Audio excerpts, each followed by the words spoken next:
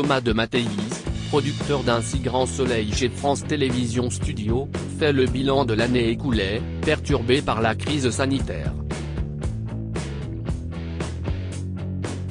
Tout en rappelant les fondements de l'identité de la série, il dévoile les épreuves à venir pour les Bastides.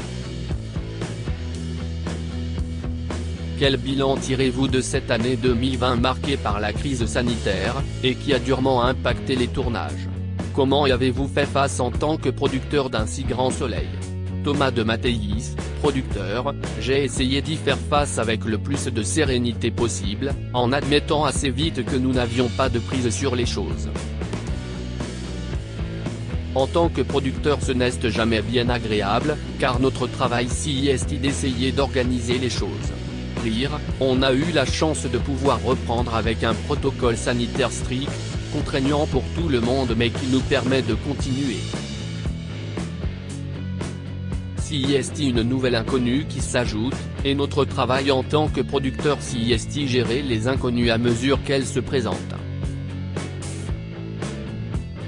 Celle-ci était totalement inédite, on a donc dû s'adapter pour continuer à créer des histoires et de filmer avec le plus d'élégance possible pour que les téléspectateurs passent un bon moment. Et le téléspectateur, qui vit la pandémie comme nous, attend aussi un programme qui va le divertir et lui amener la joie et le plaisir habituel. C'était compliqué d'arriver à proposer un programme au moins aussi qualitatif que ce qu'il était avant, et ces nouvelles contraintes rendent ça plus difficile tout en étant un challenge intéressant à relever. On a aussi pris une forme de plaisir à essayer de trouver des solutions, une réponse collective de la part de toutes les équipes pour s'adapter à cette nouvelle situation. Même si bien sûr, on sait ne serait bien passé. Vous avez choisi de traiter la pandémie sous forme d'ellipse dans Un si grand soleil, et de vous concentrer plutôt sur les conséquences de la crise sanitaire sur les personnages, en abordant par exemple les conditions de travail des soignants et la précarité. Pourquoi ce choix? Le constat qu'on a fait, outre le fait de ne pas vouloir plomber les téléspectateurs qui viennent chercher du divertissement dans un programme populaire, c'était que le fait de raconter aux gens ce qu'ils venaient de vivre avec le confinement n'avait pas d'intérêt narratif majeur. On se définit nous-mêmes comme une série quotidienne, et non un feuilleton quotidien auquel on accole l'idée, peut-être à tort, d'ancrage ultra-réaliste, où chaque jour réel est un jour vécu par les personnages. Dans Un si grand soleil, il y a parfois des ellipses, des accélérations, il peut se passer 2 jours au sein d'un même épisode, ou qu'une journée soit étalée sur 2 épisodes. Notre narration n'est pas inscrite dans l'ultra-quotidien. On ne voulait pas ignorer la pandémie, mais on ne cherchait pas à en faire le cœur narratif de la série. Là, nous sommes rentrés dans une phase narrative dans laquelle on continue à avancer dans un monde dans lequel ça a existé, mais dont ce n'est pas le quotidien, parce que ce serait très contraignant pour nous, et parce que notre vie actuelle est extrêmement conditionnée par la pandémie. Si la vie de l'ensemble des personnages devait ressembler à ça, on perdrait le divertissement populaire. Même, qui a plutôt un prisme très proche du quotidien des Français, j'osais imaginer qu'ils s'en sont un peu écartés. Les nombreuses déprogrammations de la série en lien avec l'actualité ont également entraîné un décalage dans la temporalité de la narration. On a ainsi vu les personnages passer les fêtes de Noël et du Réveillon en janvier. Cela a-t-il eu un impact sur la production à venir? En termes de production, ça n'a pas changé grand-chose, car nous n'avons pas arrêté de tourner pendant ce temps-là. C'était plus un problème effectivement dans l'échange avec le téléspectateur. En l'occurrence, on avait voulu faire un petit clin d'œil à Noël et au jour de l'âne, car il correspondait à des moments importants dans la vie de nos personnages. Pour plein de raisons, ça a été décalé, mais comme la série n'est pas accrochée à la temporalité du quotidien, je ne pense pas que ce soit troublant pour les téléspectateurs de façon durable. La série n'étant pas ultra attachée au quotidien, elle propose plutôt des moments de vie. Quand on essaie de les faire coïncider avec la vie des Français, si est dommage que ça ne marche pas forcément. On continue chaque semaine à être la série quotidienne qui s'expose devant le plus grand nombre de téléspectateurs, mais notre contrainte d'horaire fait que l'actualité chaude peut nous impacter dans la diffusion, si est le revers de la médaille. Parmi les temps forts de 2020, la mort de Léa a fait prendre un virage particulièrement dramatique à la série, car les disparitions dans les quotidiennes sont rarement aussi radicales car on laisse souvent la possibilité aux comédiens de revenir. Que vouliez-vous envoyer comme signal aux téléspectateurs? Notre série fonctionne sur un principe de crédibilité. On cherche à ce que l'enchaînement des histoires et la manière dont se comportent les personnages aient une vraie cohérence. Comme on met régulièrement nos personnages en danger, l'idée, après 2 ans de diffusion, était de refonder le pacte avec le téléspectateur. Quand on vous dit qu'ils sont en danger, si est-il vraiment le cas? Quand on vous dit qu'ils peuvent mourir dans certaines histoires, ils peuvent vraiment mourir. Mais ce pacte se refonde à l'unique condition qu'une fois de temps en temps, on en fasse la démonstration. On a choisi le personnage de Léa parce qu'on ne s'y attendait pas, parce que si est impactant, et même si à ce moment-là on a pris un détour dramatique, on a eu un peu plus tard des sujets toujours sombres, mais traités sur un ton plus léger, comme l'intrigue autour des cambriolages de Claire et Myriam par exemple. Mais c'était une envie de rentrer en contact avec le téléspectateur de manière forte, en redéfinissant avec lui les principes de la série.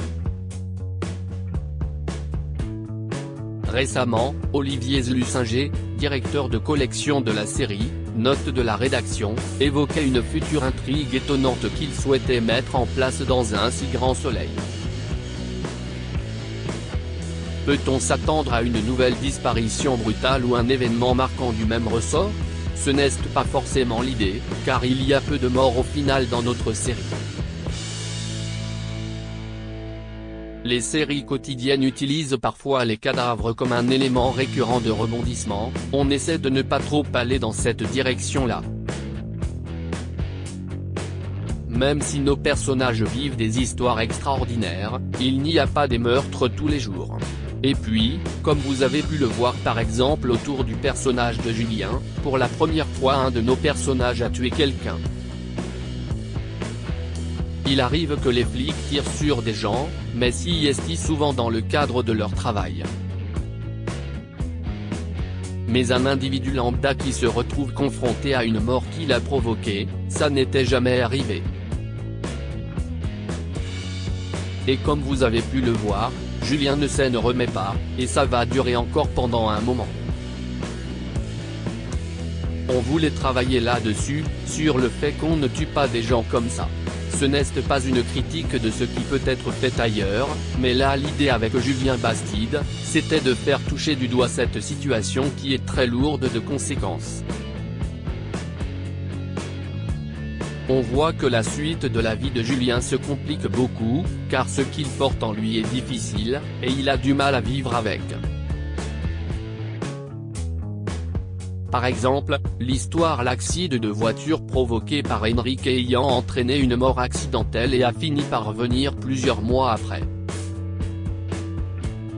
Il a fini par être confronté à ses mensonges, mais ce qu'on a raconté pendant longtemps, et ce qui fait aussi partie de la vie malheureusement, si est que parfois les gens passent au travers des mailles du filet. La série ne défend pas non plus un point de vue moral, ce n'est pas parce que vous avez fait une connerie que vous êtes systématiquement puni. À côté de ça, Enrique vit avec son geste sur la conscience. Il y a aussi une forme de satisfaction pour le spectateur de voir la chose lui revenir en pleine tête. Sur Julien, on voit bien que l'impact psychologique de son acte existe. Est-ce qu'il y aura des conséquences, ou est-ce qu'il va parvenir à les surmonter? Si est tout ça qu'on va raconter. Peut-on s'attendre à ce qu'ils doivent répondre de son geste? Julien n'a plus rien à payer, il a agi par contrainte en tuant Hugues, mais tout dépendra de la manière dont il le vit et dont ça impacte son quotidien. Mais on peut aussi imaginer qu'il sorte grandi de cette situation, et qu'il ait un destin un peu différent que celui qu'il se traçait depuis le début de la série. Si est aussi une manière de redéfinir les contours du personnage, il a à la fois gagné et perdu en humanité. Nous verrons quelles seront les conséquences durables de cet acte. Et aussi, dans la relation qu'il entretient avec sa mère, à quel point elle lui pardonnera ce qui s'est passé, car Elisabeth a toujours eu un rapport un peu trouble avec Hugues. Malgré le fait qu'elle sache qu'il était nocif et dangereux, elle en était aussi très amoureuse. Et elle n'arrive pas totalement à faire le deuil de cette histoire d'amour. C'était l'un des grands amours de sa vie, et se trouver confronté à sa disparition, même si est sûrement pour le mieux, lui est difficile à surmonter. Notre objectif avec Olivier Zlusinger est de montrer une galerie de personnages nuancés, qui ne sont pas tout blancs ou tout noirs. On a l'impression que les couples solides de la série ont éclaté cette année, Julien et Alice, Ludo et Johanna. Tandis que d'autres plus inattendus se sont renforcés, comme Sophia et Élise qui vont bientôt se marier. Sophia et Élise, si est une histoire qu'on suit depuis très longtemps. Elles se sont un peu cherchées, puis leur amour s'est raffermi, et elles ont fini par avoir un bébé. Si est un parcours que nous voulions voir évoluer. Côté Bastide, c'était l'occasion de montrer un divorce, et les rapports intrafamiliaux pendant cette période. Ça nous permet de continuer à toucher des mouvements sociétaux et en même temps à redéfinir les enjeux de chaque personnage. Nous essayons de suivre une vraie continuité dans la vie des uns et des autres.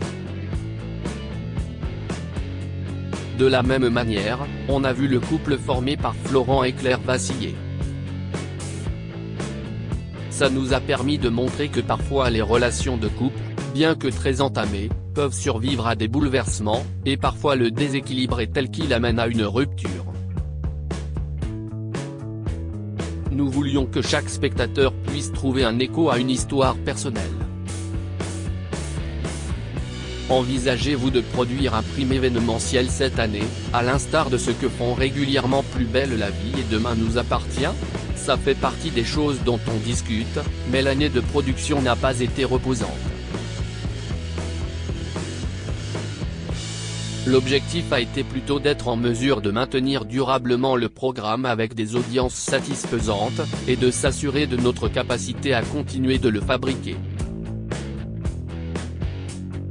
Pourquoi pas un prime à un moment ou à un autre, mais ça n'a pas été notre priorité en 2020. Nous avons aussi de gros travaux en cours dans nos studios, avec un élargissement de nos décors pour les saisons à venir, alors entre un site en production sous Covid et un autre en travaux, ça fait beaucoup pour se projeter. Ça finira à un moment par arriver, je pense qu'on va se reposer la question dans les mois qui viennent.